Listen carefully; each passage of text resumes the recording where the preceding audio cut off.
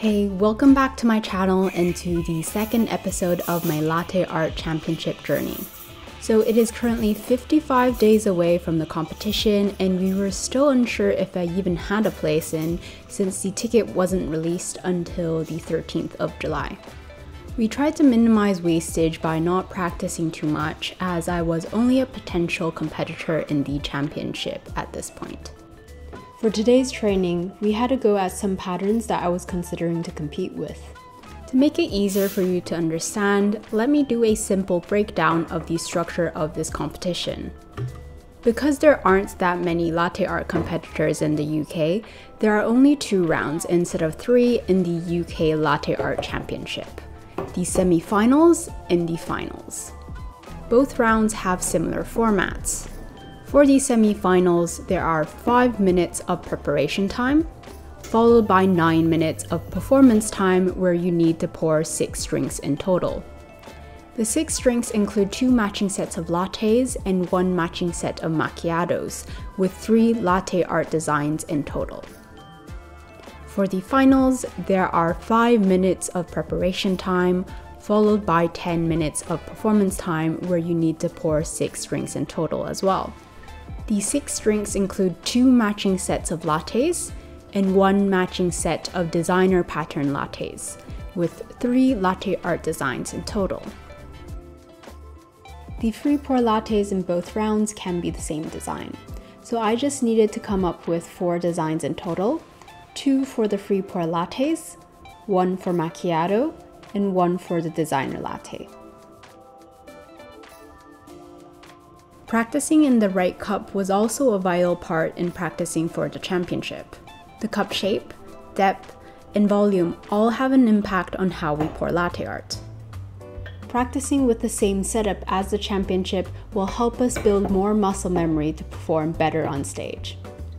The cup sponsor for the UK Latte Art Championship was Loveramics, and luckily I was able to get a few sets for free. It took me a while to get used to pouring in the 300ml latte cups since the biggest cup I normally pour in at work is only 200ml. These were some patterns I was working on. I was thinking of pouring the sunflower and monkey as my free pour latte and a dragon as my designer latte.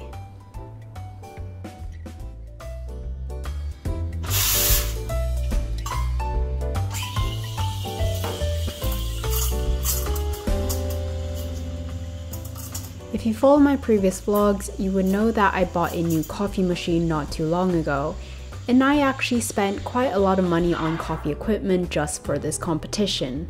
Since no one really talks about money in the coffee industry, I think it would be actually interesting to provide a breakdown of the costs of my competition. Sponsorships for coffee competitions in the UK really depend on the company you work for and your own reputation. I worked for a relatively large coffee company at the time that had a history of competing in the UK coffee scene. So they were able to cover quite a lot of things. For example, the competition ticket, coffee beans, milk, jugs, tampers, training space, containers, cloths, and other equipment, which totals around £940. But since the company gets wholesale price on most things, I would discount the cost to around £600.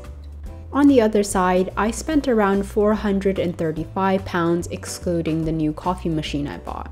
But if I added the cost of the machine, the total from my side would be £3,385. It does make sense to add that cost in, as half of the reason of my purchase was so that I could practice for the competition at home instead of going to the roastery. And practicing at home did actually influence my performance at the competition.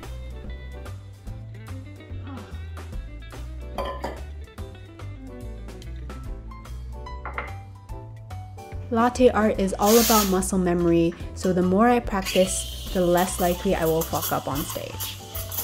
The seahorse pattern was the first pattern we confirmed on. It was a pattern that would get me a solid score, not too high or too low. It's probably a bit too early to talk about our scoring strategy as we haven't even confirmed on all of the patterns. But we basically wanted to play it safe. we wanted to pour patterns that were less risky and had components that I already know how to pour. I had plenty of time left to think about the other patterns, so I spent most of the time at the beginning of my competition preparation to polish my dry foam technique. The dry foam technique is a technique used in latte art to use milk foam to drag and draw patterns.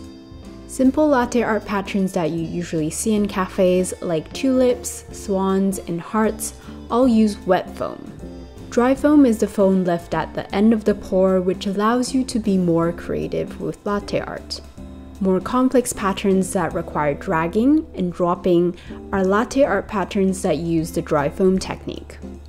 You can of course pour old school complex patterns that use wet foam, like a stack of tulips and a double swan with a heart, but it will probably be awarded with a lower score than pouring a dry foam pattern, as it is usually more creative and difficult.